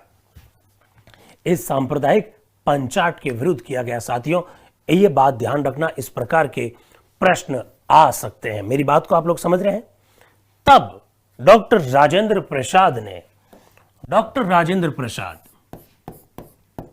जो बाद में हमारी संविधान सभा के क्या बने साथियों? अध्यक्ष बने। उन्होंने मध्यस्थता की। किसके बीच में? गांधी व डॉक्टर अंबेडकर के बीच में मध्यस्थता, between Mahatma Gandhi and doctor B.R. Ambedkar. ये डॉक्टर अंबेडकर। और मध्यस्थता के फलस्वरूप जो सामने आया उसे हम कहते हैं Poona pact. Poona pact date थी साथियों 24 सितंबर 1932। 24 सितंबर 1932। और यही पूना पैक्ट के द्वारा गांधी जी दलितों के लिए आरक्षण हेतु तैयार हो गए और डॉक्टर अंबेडकर दलितों के लिए सांप्रदायिक निर्वाचन प्रणाली छोड़ने के लिए तैयार हो गए। गांधी और डॉक्टर अंबेडकर के बीच में समझौता हो गया जिसे पूना पैक्ट कहते हैं। डेट 24 सितंबर 1932। इस पूना पैक्ट से अस्तित्व में आया आरक्षण। वर्तमान में जो आरक्षण की जो व्यवस्था है साथियों उसका बहुत बड़ा आधार ये पूना पैक्ट है। अब याद कीजिए साथियों, अगर हम लोग 1909 का अधिनियम नहीं पढ़ते, जो कि आपके सिलेबस में है भी नहीं, आपके सिलेबस में 1919 और 1935 का अधिनियम है, लेकिन हमने क्यों पढ़ा? क्योंकि सांप्रदायिक निर्वाचन प्रणाली और आरक्षण में फर्क समझना जरूरी था। पूना पैक्ट से आरक्षण की व्यवस्था आई क्योंकि सांप्रदायिक पंचाट के द्वारा सांप्रदायिक निर्वाचन प्रणाली दलितों के लिए लागू कर दी गई। साथियों इस बात का हमको क्या था? डर था कि हमारे दलित भाई भी कहीं हिंदुओं से अलग नहीं हो जाए। क्या मेरी बात को आप लोग समझे? मुझे बताओ। एक एक सब चीजें आपस में जुड़ी हुई है। ये सारी बातें समझनी बहुत जरूरी है साथियों। यहां से अच्छा प्रश्न बन सकता है। ठीक है, ये सारी पृष्ठभूमि तैयार हो गई और अब इन परिस्थितियों में अब हम पढ़ने जाएंगे 1935 का भारत शासन अधिनियम, इंडियन गवर्नमेंट एक्ट 1935। अब हम लोग पढ़ेंगे। ये बैकग्राउंड साथियों हमने तैयार किया। निशा कह रही है कि हमारे रिकॉर्डेड वीडियो नहीं है, टेक्निकल टीम देख रही है, आप चिंता मत कीजिएगा। एक सेकंड नीचे लाइएगा। पूना पैक्ट के बारे में क्या प्रश्न पूछ रहे हैं? हाँ रुकिए। सुभाष सर, किताबों में कहीं 26 सितंबर को पूना समझौता बताया गया। कोई बात नहीं, मैं इसको वापस देख लूंगा। मेरे हिसाब से 24 सितंबर ही है। अगर ऐसा कुछ होगा तो वापस देख लेंगे। देखिए, फैक्चुअल कोई गलती हो सकती है, उसके लिए मैं माफी मांगूंगा, चिंता मत कीजिएगा। कॉन्सेप्चुअल गलती नहीं होनी चाहिए, फैक्ट वापस बता देंगे, चिंता मत करना। ठीक है साथियों, तो ये सारी कड़ियां एक दूसरे से जुड़ी हुई है, एक एक में प्रश्न बनते हैं। डॉक्टर बजरंग जी बगड़िया साहब क्या कह रहे हैं? जीवन में पहली बार इतना अच्छा समझ में आया, थैंक यू वेरी मच। सारे मित्रों को मैं यही कहना चाहूंगा कि अगर आप कॉन्सेंट्रेट होकर पढ़ेंगे तो सारी चीजें क्लियर हो जाएगी। साथियों, सांप्रदायिक निर्वाचन प्रणाली और आरक्षण हमको ढंग से देखना था, अधिराज्य और पूर्ण स्वराज्य में फर्क अपने को देखना था, गांधी और अंबेडकर के बीच में मतभेद क्यों हुए ये अपने को देखना था, 26 जनवरी 1930 को ही हमने पहला स्वतंत्रता दिवस क्यों मनाया ये हमको देखना था। क्योंकि साथियों, अब तो सवाल यहीं से बनेंगे। पेपर सेटर खोद खोद कर सवाल बना रहा है, तो ऐसे ही तो सवाल बनाएंगे साथियों, इसलिए आप थोड़ा सा ध्यान रखिएगा। यूपीएसआई के लिए भी ये इतना ही महत्वपूर्ण है, चिंता मत कीजिएगा। चलिए साथियों, अब आप हेडिंग डाल दीजिए। हेडिंग डालिए आप 1935 का भारत शासन अधिनियम। हेडिंग डालें क्या? भारत शासन अधिनियम, 1935 का भारत शासन अधिनियम। देश की आजादी से पहले, बहुत ध्यान से सुनिएगा, देश की आजादी से पहले बनाया गया सबसे महत्वपूर्ण अधिनियम कोई है तो वो भारत शासन अधिनियम है। एक सेकंड, क्या कह रहे हैं? लिखने का टाइम नहीं मिला। अरे ऐसे कैसे हो गया? ऐसे कैसे हो गया मेरे भाई? भाई लिखना तो पड़ेगा ना, लिखने का टाइम नहीं मिला। ये प्रवीण जी गोयल साहब कह रहे हैं, इतना धीरे तो बोल रहे हैं। 1935 का भारत शासन अधिनियम, अब इस बार बहुत धीरे कर दूंगा और स्पीड को। अब देखिएगा, देश की आजादी से पहले का सबसे महत्वपूर्ण अधिनियम और भारत के संविधान जो आज का है उसको प्रभावित करने वाला सबसे महत्वपूर्ण अधिनियम, सबसे ज्यादा प्रभावित यदि किसी अधिनियम ने किया है तो वो 1935 के अधिनियम ने किया है। साथियों, एक एक पॉइंट पर हम डिस्कशन करना जा रहे हैं। पहली बात, इस अधिनियम की पॉइंट लिखिए, जल्दी से लिखिए। इस अधिनियम की स्वयं की कोई प्रस्तावना नहीं थी, स्वयं की कोई प्रस्तावना नहीं थी, कोई प्रस्तावना नहीं थी। ठीक है साथियों, इसी में लिख देना, स्वयं की कोई प्रस्तावना नहीं थी। इसमें 1919 के अधिनियम की प्रस्तावना को ही 1919 के अधिनियम की प्रस्तावना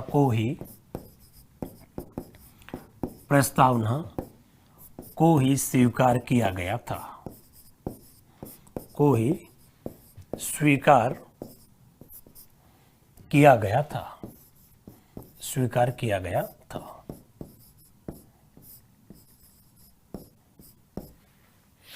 इस अधिनियम की स्वयं की कोई प्रस्तावना नहीं थी साथियों, इसमें 1919 के अधिनियम की प्रस्तावना को ही स्वीकार किया गया था। अब सुनिए आप, बड़ा अच्छा प्रश्न बनेगा और आपको मालूम होना चाहिए क्या प्रश्न बनेगा। 1935 के अधिनियम का सबसे खराब पॉइंट क्या था, सबसे अच्छी विशेषता क्या थी? यह प्रश्न बनता है तो उल्टा भी तो बन सकता है। सबसे खराब विशेषता क्या थी जिसके कारण से इसकी बहुत आलोचना हुई? यह आपके सामने लिखा हुआ है।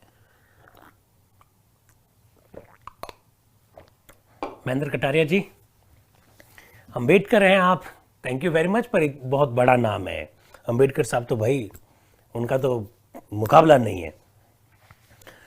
इसको पढ़िए, सबसे खराब विशेषता इसकी यही है, खुद की कोई प्रस्तावना नहीं थी। 1919 के अधिनियम की प्रस्तावना को एज इट इज स्वीकार कर लिया गया। तो मेरे मित्रों, सब आपने लिख दिया। अब मैं आपको एक प्रश्न बना रहा हूं, बड़ा ध्यान से सुनना। और प्रश्न क्या बनेगा साथियों कि 1935 के अधिनियम की सर्वाधिक आलोचना किस वजह से हुई?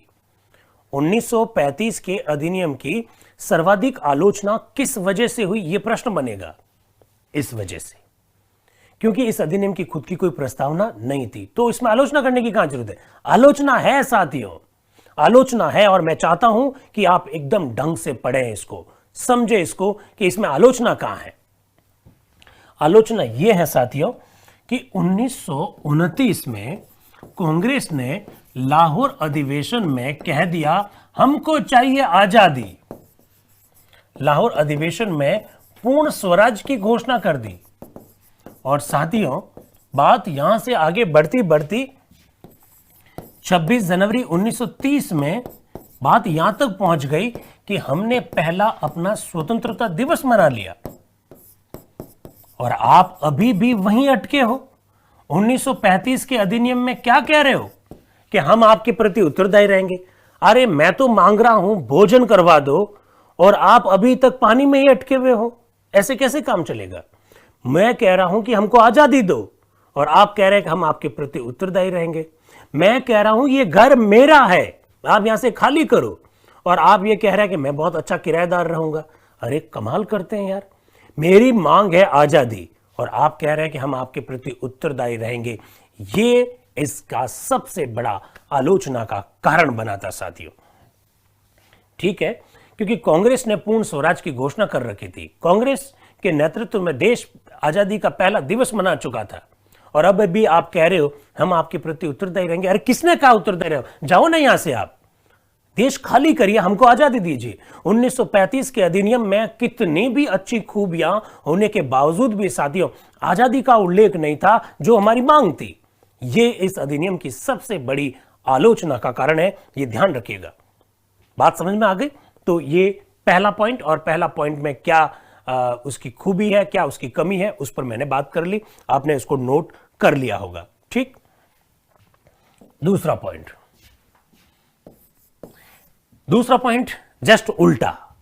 इस अधिनियम की सबसे बड़ी खूबी क्या थी? अगर आपसे ऐसा प्रश्न पूछ ले भाई, अगर आपसे प्रश्न पूछ ले कि इस अधिनियम की सबसे बड़ी कमी क्या थी जिसकी वजह से आलोचना हुई, उसका जवाब हमने दे दिया। तो अब प्रश्न क्या आएगा? इस अधिनियम की सबसे बड़ी विशेषता क्या थी, सबसे बड़ी खूबी क्या थी जो हमको अच्छी लगी? तो दूसरा पॉइंट लिख दीजिए साथियों, लिखिएगा, इस अधिनियम द्वारा, लिखिए, देख क्या रहे हैं, इस अधिनियम द्वारा अखिल भारतीय संघ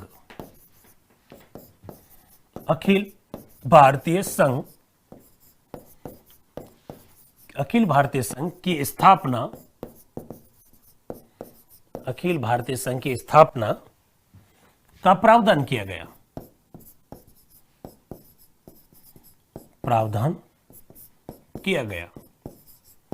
अखिल भारतीय संघ की स्थापना का प्रावधान किया गया। ठीक, ये सबसे बड़ी विशेषता थी, सबसे अच्छी विशेषता थी, आप ऐसा भी कह सकते हैं।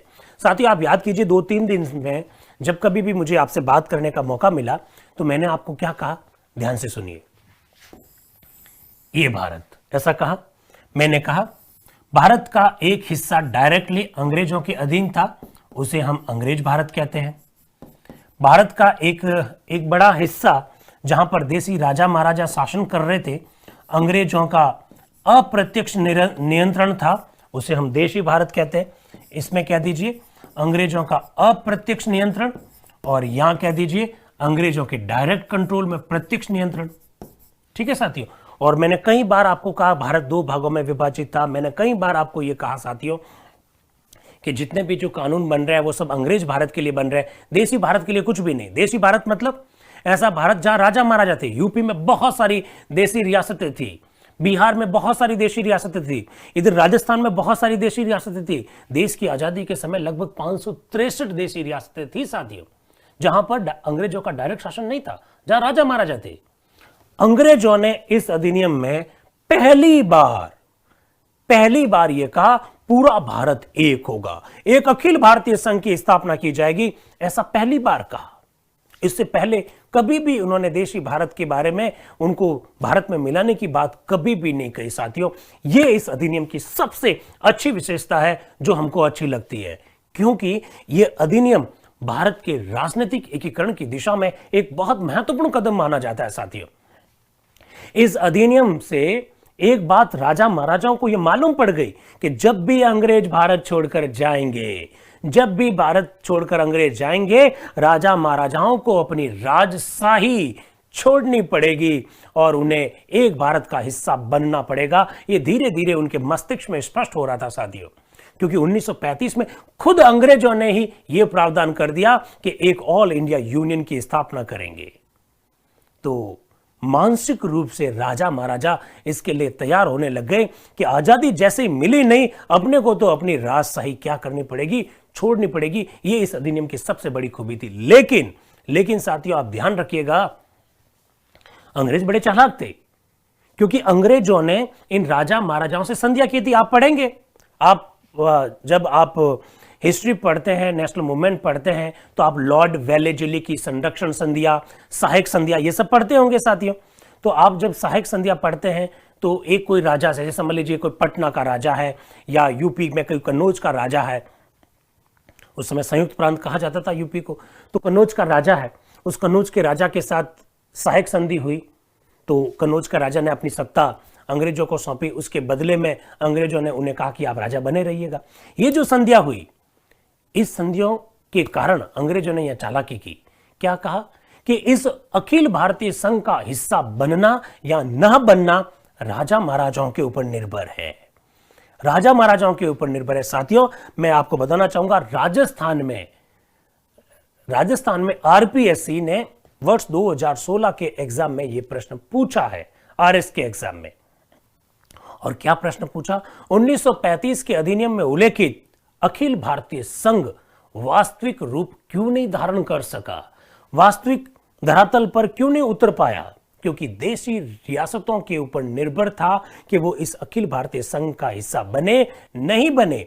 देशी रियासतों ने इसका क्या किया? विरोध किया। इस वजह से साथियों, ये ऑल इंडिया यूनियन का जो सपना 1935 के अधिनियम में जो देखा था वो पूरा नहीं हो पाया। नोट डाल के लिखिएगा, नोट डाल के लिखिएगा, देशी रियासतों की इच्छा पर यह छोड़ा गया कि, नोट डाल के लिखे, देशी रियासतों की इच्छा पर छोड़ा गया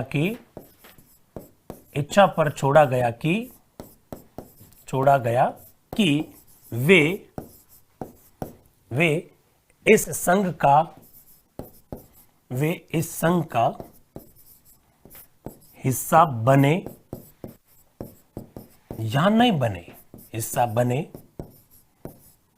या नहीं बने, हिस्सा बने या नहीं बने। ठीक, ये नोट डाल के लिखना है। अब महावीर जी ने प्रश्न पूछा, अखिल भारतीय संघ का देशी रियासतों ने विरोध क्यों किया था? महावीर जी, आप मुझे बताइए, आप एक मोहल्ले में रहते हैं और आपका एक घर है, उस घर के मालिक आप हैं, उस घर में जैसा चाहें आप करते हैं, उस घर में जो सब्जी बनानी है आप बनाते हैं, उस घर में जिस तरह से आपको रिनोवेशन करना है करते हैं।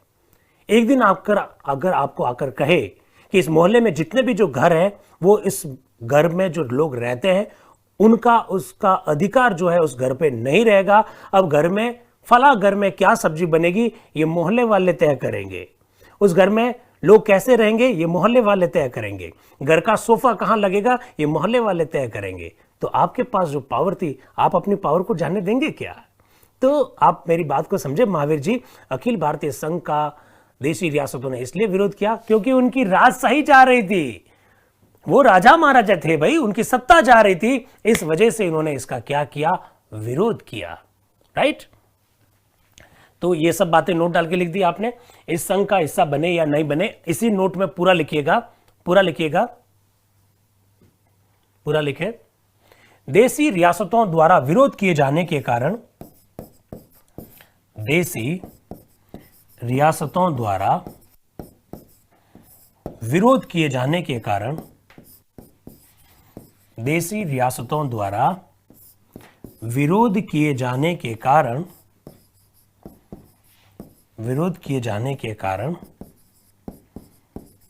ये अखिल भारतीय संघ स्थापित नहीं हो पाया। ये अखिल भारतीय संघ स्थापित नहीं हो पाया। अनिल कुमार जी के प्रश्न को रोकिएगा। ये अखिल भारतीय संघ स्थापित नहीं हो पाया, ये लिख दीजिए। देशी रियासतों द्वारा विरोध किए जाने के कारण ये अखिल भारतीय संघ स्थापित नहीं हो पाया। अनिल कुमार जी मीणा ने एक प्रश्न पूछा है, ये कौन से बैच के हैं? राजस्थान के RS प्री ऑनलाइन कोर्स के हैं। इन्होंने प्रश्न पूछा, अखिल भारतीय संघ की स्थापना करने का अंग्रेजों का क्या उद्देश्य था? अंग्रेज खुद तंग आ चुके थे कि यार ये क्या दो व्यवस्था है, एक व्यवस्था ब्रिटिश प्रांतों के लिए अलग से है, एक देशी रियासतों का रोजना का लफड़ा है, तो ये पूरा सिस्टम एक कर दीजिए। अंग्रेज अपने स्वार्थों के लिए एक प्रकार का कानून देश के लिए बनाना चाहते थे। ये अंग्रेजों का उद्देश्य था कि एक प्रकार का संगठन हो जाएगा, तो हर राजा से किसके साथ क्या संधि करी रखी है ये रोजना याद कौन करे यार, एक प्रकार का कानून बना लीजिए, पूरे देश में एक व्यवस्था हो जाएगी। तो अंग्रेज तो अपने स्वार्थों के लिए इस प्रकार का अखिल भारतीय संघ स्थापित करना चाहते थे। ठीक है, चलिए, तो बात समझ में आ रही है। कारण समेत एक एक पॉइंट का हम पोस्टमार्टम कर रहे हैं ताकि आपको समझ में आ सके। ओके, चलिए आगे बढ़ते हैं तीसरा पॉइंट की ओर। साथियों, आपने 1919 का अधिनियम पढ़ा, प्रांतों में दोहरा शासन। प्रांतों के दोहरे शासन को 1935 के अधिनियम के द्वारा समाप्त कर दिया गया। तो लिख दीजिए, प्रांतों में दोहरा शासन, प्रांतों में दोहरा शासन समाप्त किया गया। प्रांतों में दोहरा शासन समाप्त किया गया, ठीक है, लेकिन उसे केंद्र में लागू कर दिया गया। लेकिन उसे केंद्र में लागू कर दिया गया, केंद्र में लागू कर दिया गया। लिख दीजिए ये बात, लिखिए।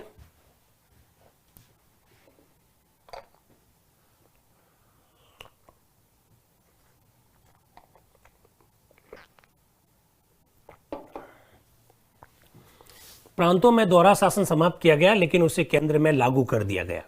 दोहरा शासन क्या है? दोहरा शासन क्या है आप जानते हैं अच्छी तरह से। ये गवर्नर जनरल, पूरे भारत का प्रमुख, ठीक है साथियों, और हर राज्य का एक एक क्या होता था? गवर्नर होता था। गवर्नर ने अपने विषयों को, अपने कामों को दो भागों में बांटा था, जिसे हम आरक्षित और क्या कहते थे? हस्तांतरित कहते थे। साथियों, ये जो सिस्टम था वो 1919 के अधिनियम से चल रहा था। इस सिस्टम को 1935 के अधिनियम के द्वारा क्या कर दिया? समाप्त कर दिया। और इसे कहां पर लागू कर दिया? केंद्र में लागू कर दिया। अर्थात गवर्नर जनरल ने अपने कार्यों को दो भागों में बांट दिया। गवर्नर जनरल ने कुछ कार्य अपने पास रखे, उसे आरक्षित कार्य कहा गया, और गवर्नर जनरल ने कुछ कार्य भारत की जनता के द्वारा चुने हुए प्रतिनिधियों को देना शुरू कर दिया, उसे हस्तांतरित कार्य कहा गया। साथियों, इस प्रकार से ये प्रांतों में दोहरा शासन समाप्त होकर केंद्र में आ गया, ये मैं कहना चाहता हूं। रूपम चौरसिया जी कह रहे हैं सर आपने तो बताया गवर्नर जनरल का पद समाप्त हो गया, इस रूपम को मेरे सामने लाओ। मैंने कब कहा गवर्नर जनरल का पद समाप्त हो गया? बताओ मैंने कब कहा था कि गवर्नर जनरल का पद समाप्त हो गया? मैंने तो कहा ही नहीं यार मेरे भाई, क्या कमाल करते हैं आप। मस्तिष्क को पूरा का पूरा यहां रखिए क्लास में रूपम भाई, नहीं काम चलेगा। और इस प्रकार के अगर बार बार रूपम नेगेटिव प्रश्न आते रहे, जो कॉन्सेप्ट इतना बताने के बावजूद भी समझ में नहीं आया अगर आपको, तो रूपम अपना सपना कैसे पूरा करोगे आप? ऐसे ध्यान रखो भाई। तो गवर्नर को जो विषय दे रखे थे, गवर्नर ने उसको दो भागों में बांट रखा था। यह सिस्टम 1919 के अधिनियम से लागू हुआ साथियों। यह सिस्टम यहां समाप्त हो जाएगा और यह सिस्टम अब कहां आ जाएगा? केंद्र में आ जाएगा। गवर्नर जनरल अपने कामों को दो भागों में बांट देंगे, एक आरक्षित और दूसरा हस्तांतरित। ठीक है साथियों। हाँ, नाम बदला था यार गवर्नर जनरल का, मैंने तो नहीं कहा। राहुल जी खीचड़ साहब मेरा समर्थन कर रहे हैं। हाँ, सुदर्शन चक्र की इनकी आवश्यकता है, पद नाम बदला गया था यार, ऐसे मत करो यार, बहुत दुख होता है मुझे। हम पूरा संवाद करना चाहते हैं, और अगर आप कहीं कूदते हुए, हंसते हुए, कहीं पढ़ाई में ध्यान नहीं देते हुए अगर वीडियो देख रहे हैं तो आपके लिए कोई उपयोगी नहीं है। ये वीडियो तभी उपयोगी है जब आप पूरा का पूरा कंसंट्रेट होकर इसको पढ़ेंगे तो। ठीक है, इस बात को ध्यान रखिएगा। तो साथियों, 1935 के अधिनियम में एक और अच्छा सा प्रश्न मैं आपके सामने रख रहा हूं, आप मुझे जवाब दीजिएगा, बड़ा अच्छा सा प्रश्न आएगा। 1935 के अधिनियम द्वारा, लिखिएगा जरा, प्रश्न देख लीजिएगा, इसको लिख भी सकते हैं आप। 1935 के अधिनियम द्वारा प्रावधान किया गया, प्रावधान किया गया, यह प्रश्न है आपके लिए। ठीक है, नंबर 1, प्रांतों में दोहरा शासन, प्रांतों में दोहरा शासन लागू किया गया, एक। दूसरा, केंद्र में दोहरा शासन लागू किया गया। नंबर 3, प्रांतों में दोहरा शासन समाप्त किया गया। नंबर 4, 2 व 3 दोनों। आंसर दो, जल्दी से आंसर दो, इस प्रश्न का आंसर दो जल्दी से, प्रश्न का आंसर चाहिए मुझे। 1935 के अधिनियम के द्वारा क्या प्रावधान किया गया, बताइए जरा।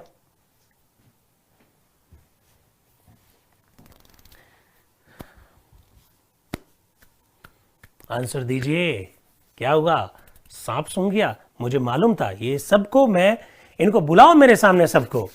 लोकेश शर्मा जी ने आंसर दिया है, वेरी नाइस। दिनेश ने आंसर दिया है, इस बार रूपम का दिमाग थोड़ा चला है।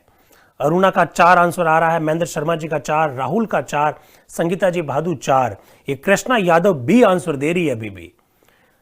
अरे कैसे काम चलेगा। विवेक का सही आंसर है, जयवीर जी का सही आंसर है, अनुपमा जी का सही आंसर है, प्रतिमा जी मिश्रा का सही आंसर है, दीपक जुनवाल 1 आंसर दे रहे हैं, 1। क्या कमाल करते हैं मेरे भाई, आप विकल्प को पढ़ ही नहीं रहे, आप विकल्प को देख ही नहीं रहे। मैंने क्या लिखा है 1935, देखिए सुरभि जैन भी 1 आंसर दे रही है। बताइए आप कैसे काम चलेगा। मस्तिष्क को खोल के रखिएगा, अपेक्षाओं को पूरा करना है, सपनों को पूरा करना है, और वो अपेक्षाएं पूरी, सपने पूरे तभी होंगे जब बहुत ढंग से पढ़ेंगे। देखो अंशु जाट आंसर दे रही है 2। जरा देखिए 1935 के अधिनियम के द्वारा क्या प्रावधान किया गया था, प्रांतों में दोहरा शासन लागू हुआ, गलत, ये तो बोलना ही नहीं है। प्रांतों में दोहरा शासन तो 1919 के एक्ट से लागू हुआ, तो जिन्होंने 1 बोला है वो तो एकदम गलत है, इसलिए वो अपने बारे में थोड़ा सोचें।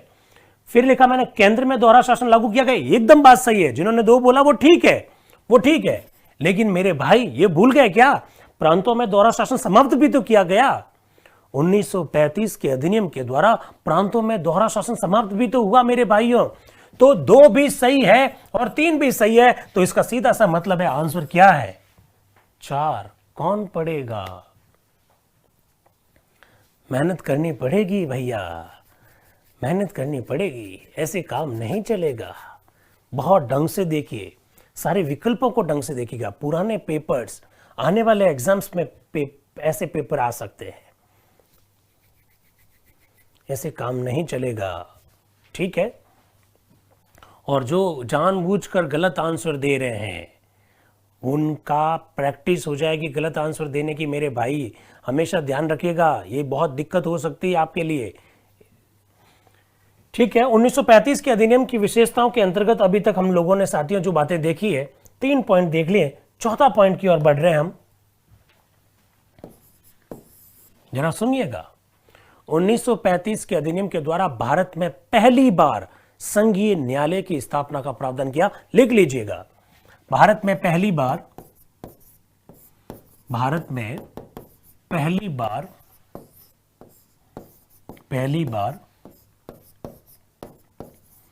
संघीय न्यायालय, फेडरल कोर्ट, फेडरल कोर्ट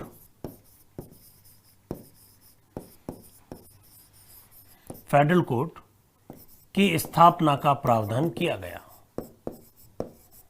स्थापना का प्रावधान किया गया। ठीक है, बड़ा जबरदस्त पॉइंट है ये, प्रावधान किया गया। ठीक है, इसी में लिखिए इसके निर्णय के विरुद्ध, इसके निर्णय के विरुद्ध, इसके निर्णय के विरुद्ध लंदन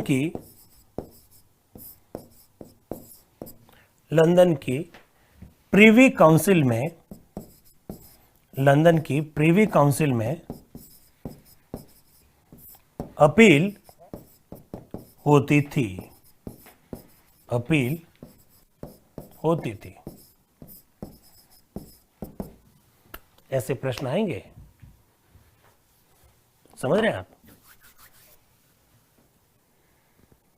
ऐसे प्रश्न आएंगे। 1935 के अधिनियम के संदर्भ में गलत कथन को छांटिए और वहां पर वो क्या लिख देगा, संघीय न्यायालय की जगह पर क्या लिख देगा कि उच्चतम न्यायालय की स्थापना का प्रावधान किया गया। साथियों, मैंने उच्चतम न्यायालय नहीं लिखा है, मैंने सुप्रीम कोर्ट नहीं लिखा है, मैंने फेडरल कोर्ट लिखा है, फेडरल कोर्ट। बहुत बढ़िया। मोहम्मद रिजवान जी का प्रश्न को रोकेगा जरा, सर संघीय के लिए फेडरल का इस्तेमाल क्यों किया गया, यूनियन क्यों नहीं? बहुत बढ़िया, अभी बात करेंगे। यहां संघीय न्यायालय लिखा साथियों, सर्वोच्च न्यायालय नहीं लिखा। अब कुछ मित्रों ने 2 दिन पहले प्रश्न पूछा था, जानबूझकर उस समय आपके प्रश्न का जवाब नहीं दिया गया था। प्रश्न क्या था साथियों? प्रश्न था कि सर 1773 के रेगुलेटिंग एक्ट से जो सुप्रीम कोर्ट बना उसको आप कह रहे हैं कि वो अपेक्स कोर्ट था, तो अपेक्स कोर्ट का मतलब क्या है? बता देता हूं आज। अपेक्स कोर्ट का मतलब है सर्वोच्च न्यायालय। अपेक्स कोर्ट का मतलब है देश का सबसे बड़ा न्यायालय। अपेक्स कोर्ट का मतलब है जिसके निर्णय के विरुद्ध में कहीं और अपील नहीं की जा सकती, that is apex court, that is apex court.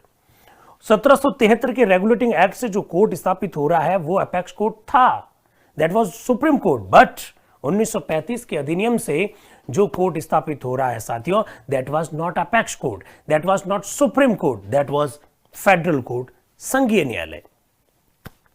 ठीक है साथियों, आप कहेंगे सर फर्क बता दीजिए।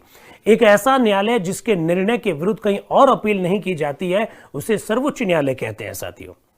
लेकिन यह सर्वोच्च न्यायालय नहीं था। यह इसलिए नहीं था साथियों क्योंकि यह जो भी निर्णय देता था उस निर्णय के विरुद्ध में आप लंदन में एक प्रीवी काउंसिल, एक्चुअली में लंदन का जो कोर्ट था, अभी आजकल नहीं है, इंग्लैंड में जो कोर्ट था उसको प्रीवी काउंसिल कहा जाता था। आप उस कोर्ट में जाकर अपील कर सकते थे। तो ऐसी स्थिति में आप उसे सुप्रीम कोर्ट कैसे कहेंगे? इसलिए यह शब्द क्या लिखा मैंने, संघीय न्यायालय। अनीता मीना जी ने प्रश्न पूछा कि संघीय व उच्चतम न्यायालय में क्या अंतर है? क्लियर हो गया। उच्चतम न्यायालय यानी सुप्रीम कोर्ट जिसके निर्णय के विरुद्ध कहीं और अपील का प्रावधान नहीं हो। संघीय न्यायालय का मतलब है कहीं और अपील का प्रावधान कर सकते हैं, वो सुप्रीम कोर्ट नहीं है। तो ये सुप्रीम कोर्ट क्यों नहीं था? क्योंकि लंदन की प्रीवी काउंसिल में क्या की जा सकती थी साथियों? अपील की जा सकती थी, इसलिए ये सुप्रीम कोर्ट नहीं था। बात समझ में आई? आगे सुनिए। ये जो फेडरल कोर्ट था साथियों, ये 1937 में अस्तित्व में आया। फेडरल कोर्ट की स्थापना कब हुई साथियों? फेडरल कोर्ट की स्थापना 1937 में हुई और सर मॉरिस ग्वेर इसके पहले मुख्य न्यायाधीश थे। सर मॉरिस ग्वेर इसके पहले मुख्य न्यायाधीश थे। अस्तित्व में कब आया? 1937 में अस्तित्व में आया साथियों। ये बात आपको ध्यान रखनी पड़ेगी। क्या मेरी बात को समझे? अब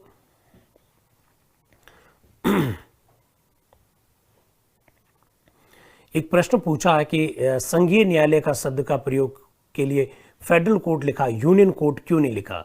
साथियों, यूनियन और फेडरल में फर्क क्या है आप चिंता मत कीजिएगा।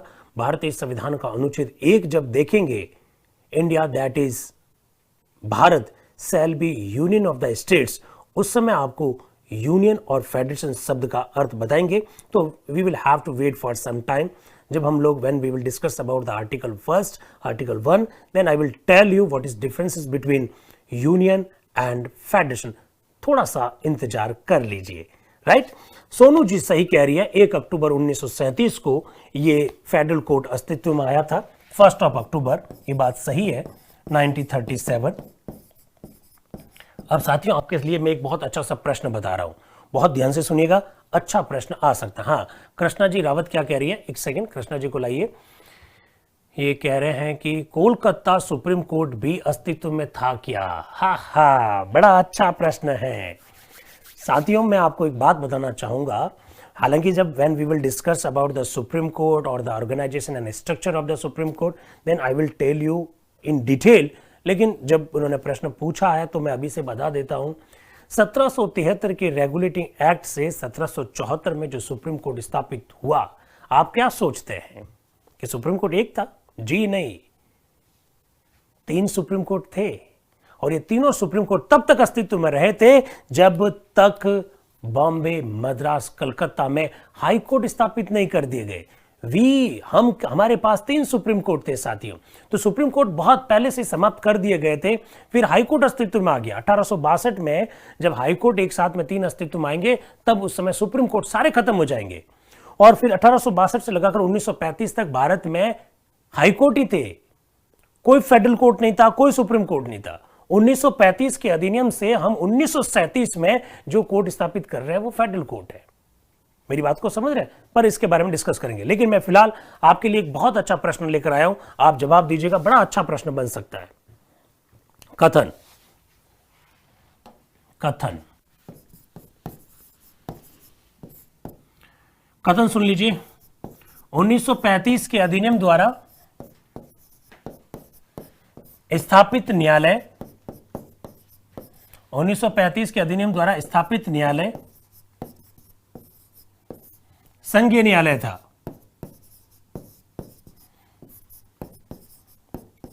संघीय न्यायालय था, यह कथन है, ठीक।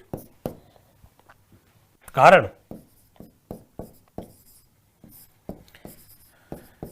इसके निर्णय के विरुद्ध, इसके निर्णय के विरुद्ध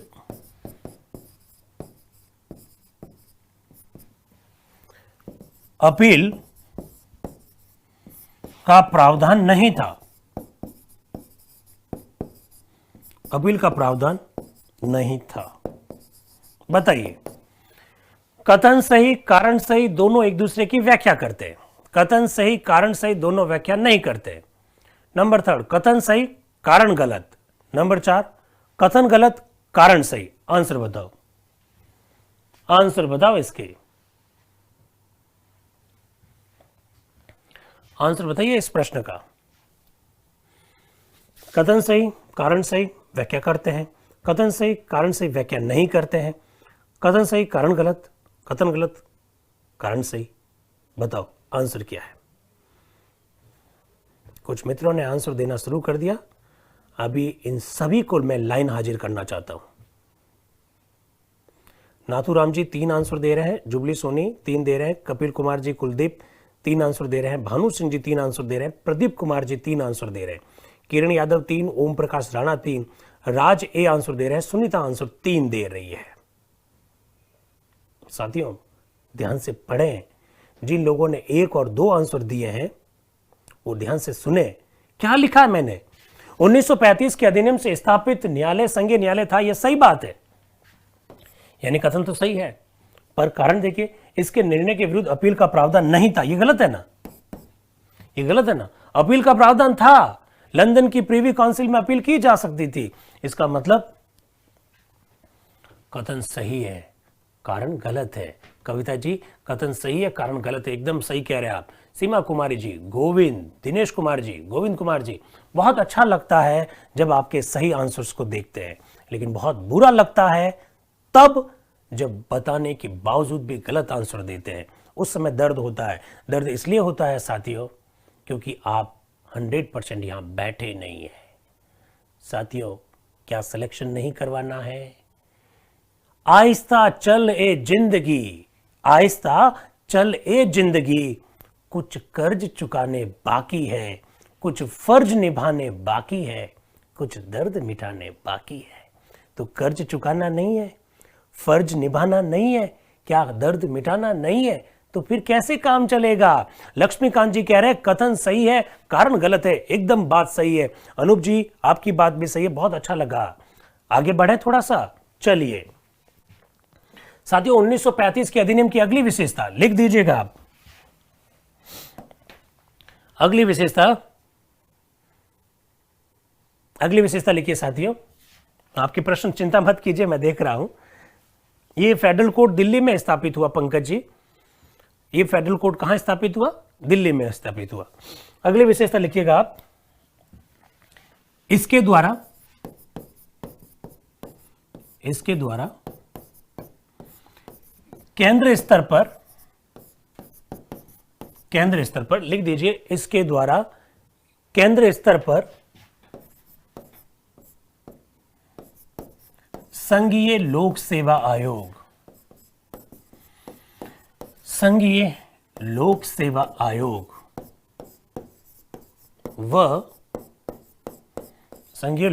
आयोग व राज्य स्तर पर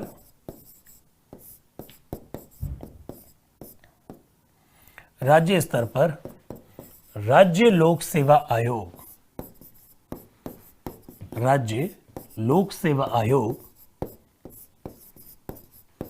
की स्थापना का प्रावधान किया गया।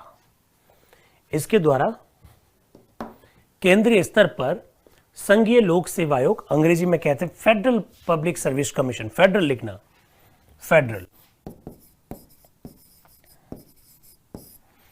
लिख दीजिए। मुझे सबके कमेंट दिख रहे हैं, क्यों चिंता कर रहे हैं? इसके द्वारा केंद्रीय स्तर पर संघीय लोक सेवा आयोग और राज्य स्तर पर राज्य लोक सेवा आयोग की स्थापना का प्रावधान किया गया। ठीक, और संघीय के लिए जो शब्द है वह है फेडरल। अब देखिए साथियों, बहुत ध्यान से सुनना है। 1919 के एक्ट में पहली बार लोक सेवा आयोग का प्रावधान किया गया, लोक सेवा आयोग, लेकिन स्थापित बहुत बाद में हुआ। 1 अक्टूबर 1926 को आयोग बना और उसका नाम था केंद्रीय लोक सेवा आयोग। उसका नाम क्या था साथियों? केंद्रीय लोक सेवा आयोग। ये 1926 में बना। 1935 के अधिनियम में जिस आयोग का प्रावधान किया जा रहा है उसका नाम है संघीय लोक सेवा आयोग, फेडरल। ठीक है साथियों। और 1950 में जो लोक सेवा अस्तित्व में आ रहा है आयोग, उसका नाम है संघ लोक सेवा आयोग, संघ लोक सेवा आयोग।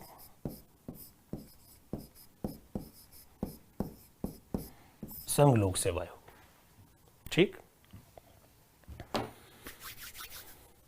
साथियों, बड़ा अच्छा प्रश्न बनेगा और थोड़ी सी गलती की वजह से हम आंसर गलत कर सकते हैं। और वो आंसर क्या है? अगर प्रश्न बनता है राज्य स्तर पर या राज्य लोक सेवा आयोग का प्रावधान कब किया गया पहली बार, तो आंसर होगा 1935। राज्य लोक सेवा आयोग का प्रावधान पहली बार 1935 में। और राज्य शब्द हटा दें और सीधा लिखा हुआ है कि लोक सेवा आयोग का पहली बार प्रावधान कब किया गया, आंसर होगा 1919। और प्रश्न आए केंद्रीय लोक सेवा आयोग स्थापित कब हुआ साथियों, तो आंसर होगा 1926। केंद्रीय, संघीय और संघ, ये 3 शब्द आपके सामने लिखे हुए हैं। इन तीनों को मैं हाईलाइट कर लेता हूं ताकि आपको समझ में आए। सेंट्रल, फेडरल और यूनियन। ठीक साथियों, ये जो केंद्रीय लोक सेवा आयोग 1926 में बना था, ये केंद्रीय लोक सेवा आयोग उस समय केंद्र सरकार और राज्य सरकारों दोनों की भर्ती करने का काम करता था। उस समय केंद्र सरकार और राज्य सरकार दोनों की भर्ती करने का काम करता था। और इसका पीछे कारण क्या?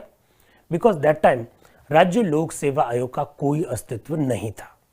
राइट, ये तो हो गई बात खत्म। 1935 में जो संघीय लोक सेवा आयोग बना साथियों, अंग्रेजी में कहते हैं फेडरल पब्लिक सर्विस कमीशन, वो केवल और केवल केंद्र सरकार के लिए ही भर्ती करने का काम करता था, क्योंकि राज्य स्तर पर अलग से हमने राज्य लोक सेवा आयोग बना दिए थे साथियों।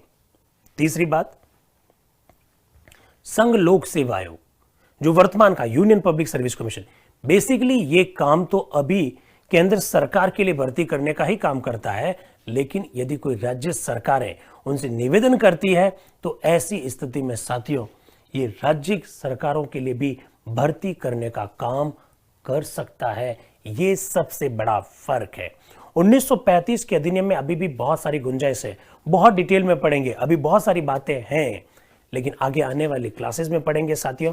आज जो अपने को समय आवंटित हुआ था वो समय पूरा हो गया। मुझे पूरा विश्वास है कि आपको ये बातें समझ में आ रही होगी।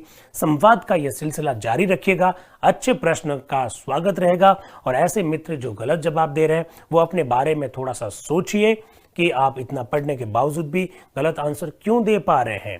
तो आज के लिए इतना काफी। Thank you very much and wish all the best. Thank you.